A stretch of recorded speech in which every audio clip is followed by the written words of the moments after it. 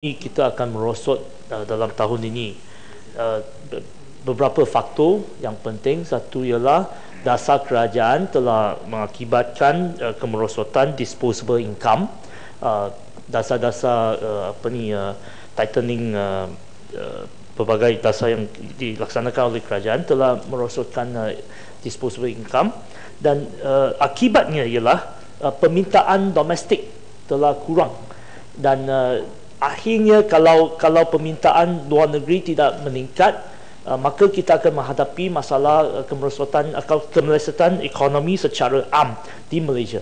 Dan saya nak minta Timbalan Menteri atau sesiapa dari pihak kerajaan memberitahu Dewan ini apa cara atau apa cadangan kerajaan akan menyelesaikan masalah kemungkinan kemelesetan ekonomi. Dan saya rasa kerajaan tidak menyentuh isu quantitative easing secara mendalam.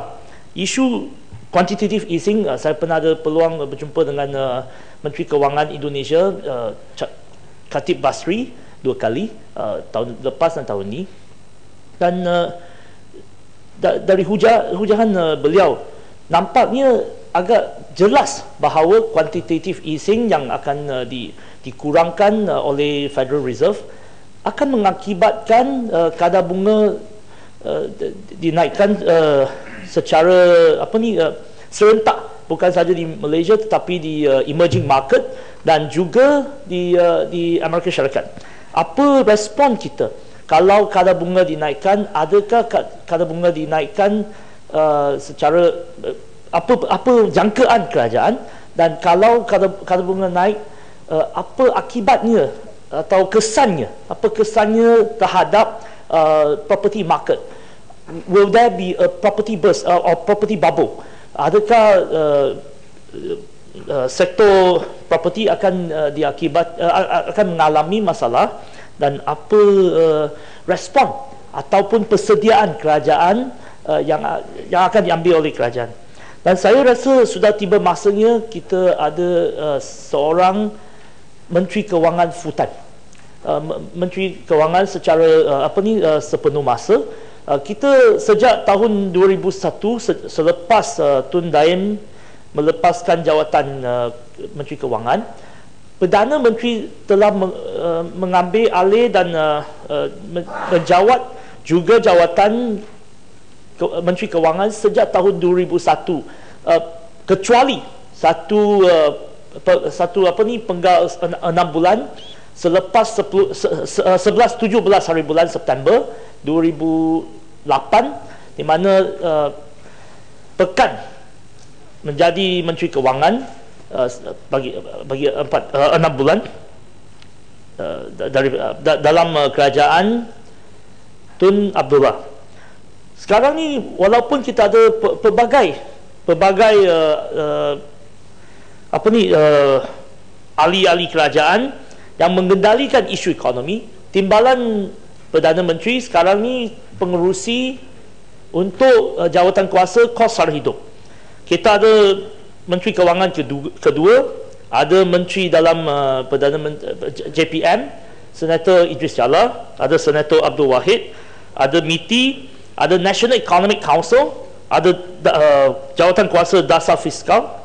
Tetapi nampaknya tidak ada seorang Menteri Kewangan sepenuh masa untuk menjaga dan mewakili pandangan kerajaan yang koheren, dengan secara koheren, dan memberikan keyakinan kepada semua untuk menghadapi masalah-masalah yang dialami atau didepani oleh kita. Isu kedua ialah isu luar negeri. Kerajaan Malaysia atau Kerajaan Barisan Nasional nampaknya tidak ingin mengambil pendirian yang jelas terhadap isu-isu yang menghadapi kita. Contohnya, isu Mesir. Sejak Julai tahun lepas, apabila Kerajaan Morsi ditumbang, Kerajaan Malaysia tidak ingin mengambil pendirian yang jelas.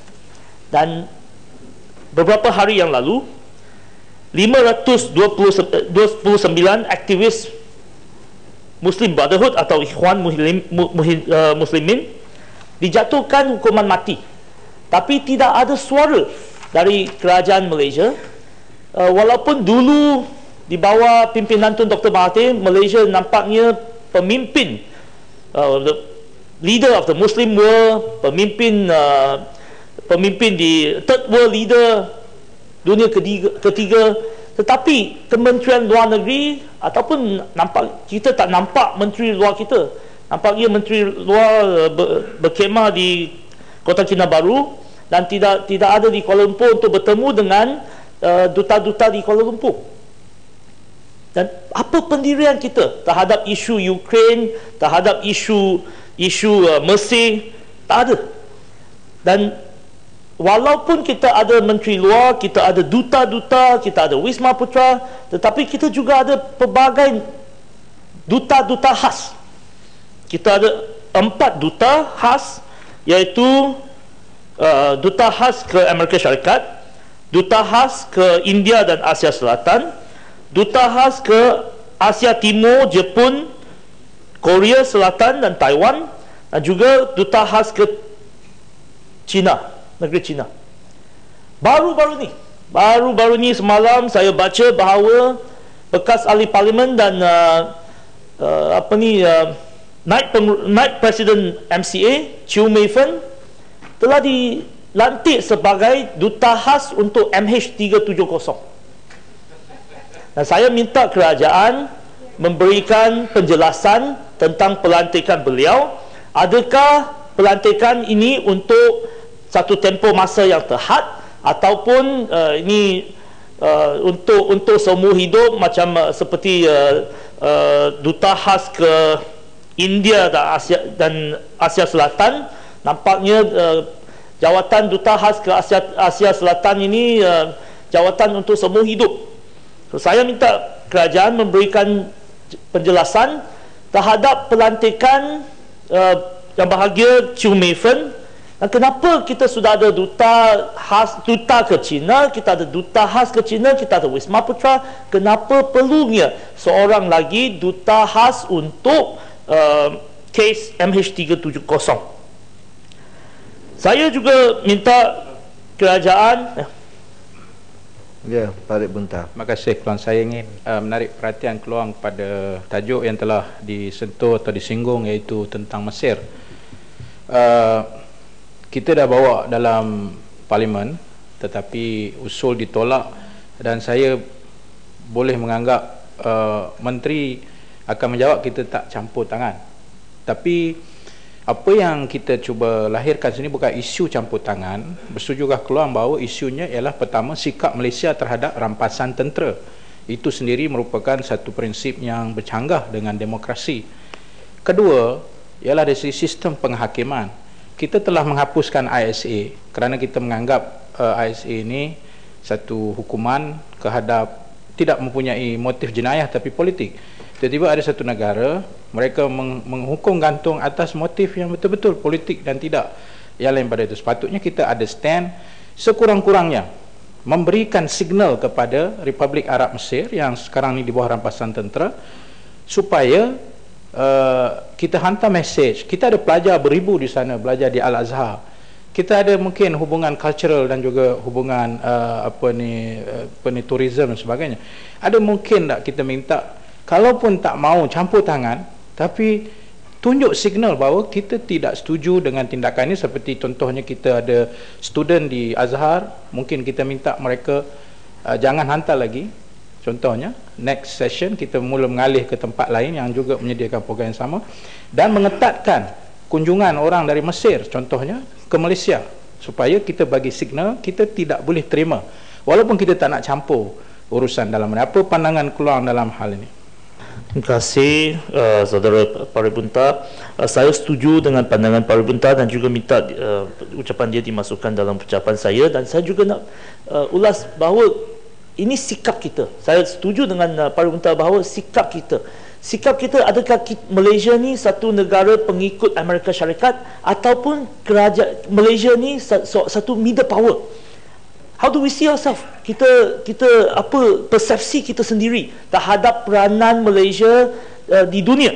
Adakah Malaysia hanya mengikut cara ataupun pendekatan atau pendirian Amerika Syarikat, ataupun sekurang-kurangnya kita ada pendirian kita, walaupun kita tidak akan campur tangan secara menghantar tentera atau apa saja, tetapi pendirian tu penting. Saya nak ingatkan kerajaan bahawa kerajaan Malaysia pada tahun 1957, selepas Malaysia mendapat kemerdekaan, selepas Malaysia dimasukkan ke United Nations, keputusan pertama atau pendirian pertama atau salah satu pendirian pertama oleh Malaysia, oleh wakil Malaysia di United Nations, ialah Malaysia membantah Afrika Selatan, membantah apartheid di Afrika Selatan. Kita ada pendirian sejak mula, tetapi nampaknya kerajaan di bawah pimpinan Pekan tidak bersedia untuk mengambil pendekatan yang lebih independen, lebih berbeza, pendirian yang berbeza daripada pihak Amerika Syarikat. Saya nak sentuh tentang isu climate change. Climate change, walaupun tidak disebut dalam dewan ini, tidak banyak disebut dalam dewan ini atau tidak banyak disebut dalam negara kita, tetapi kita terasa kesan climate change. Musim yang baru-baru ini kita mengalami, kita tidak ada air, kita ada isu suhu panas. Perlu dikaji secara mendalam. Saya harap kerajaan boleh adakan satu dasar climate change. Dasar climate change, pertukaran musim ataupun sekurang-kurangnya kerajaan memberitahu rakyat bahawa apa pendirian kerajaan terhadap isu climate change dan membuat persediaan.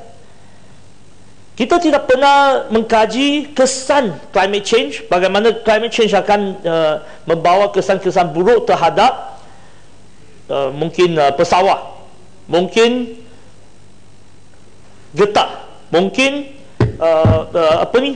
pelbagai pertanian, aktiviti pertanian. Kita perlu ada dasar. Saya nak minta kerajaan keluarkan dasar climate change dan juga mengkaji infrastruktur yang sedia ada. Adakah infrastruktur yang sedia ada dapat menangani isu climate change apabila kita mengalami masalah. Saya minta kerajaan kalau boleh untuk Kluang adalah kawasan yang mengalami masalah ketidakcukupan air yang paling teruk di Johor, dan juga yang paling awal mengadakan catuan air di seluruh negara. Sebabnya kerana empangan Sembrong adalah empangan flood mitigation yang dikendalikan oleh JPS, Jabatan Pengairan dan Saliran, dan bukan satu empangan di bawah bekalan air. Saya minta dan saya diberitahu, dimaklum bahawa kerajaan negeri Johor juga meminta kerajaan pusat supaya memindah kuasa dari JPS kepada autoriti ataupun pihak berkuasa bekalan air, dan saya sokong cadangan ini. Saya minta kerajaan mengambil kira dan memberi pertimbangan. Saya juga saya juga minta Kementerian Alam Sekitar supaya mengadakan untuk mengadakan stesen pengawasan kualiti air di Kluang dan bandar-bandar di Johor. Di Johor hanya 4 bandar mempunyai stesen pengawasan kualiti udara. Kluang dikecualikan, tidak ada stesen sedemikian, dan saya minta kerajaan mengadakan stesen pengawasan kualiti udara di Kluang dan bandar-bandar yang lain. Dan akhirnya saya minta kerajaan supaya Kementerian Kerja Raya supaya mengadakan pemisah jalan atau white road divider di Jalan Batu Pahat, iaitu di kawasan Kluang dan kawasan Air Hitam. Ini saya telah minta kementerian untuk memberikan ulasan sejak tahun lepas, tetapi belum dapat jawapan lagi.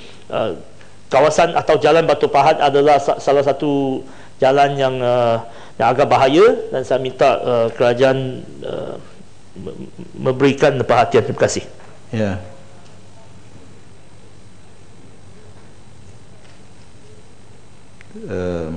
Kuala Selangor. Terima kasih kepada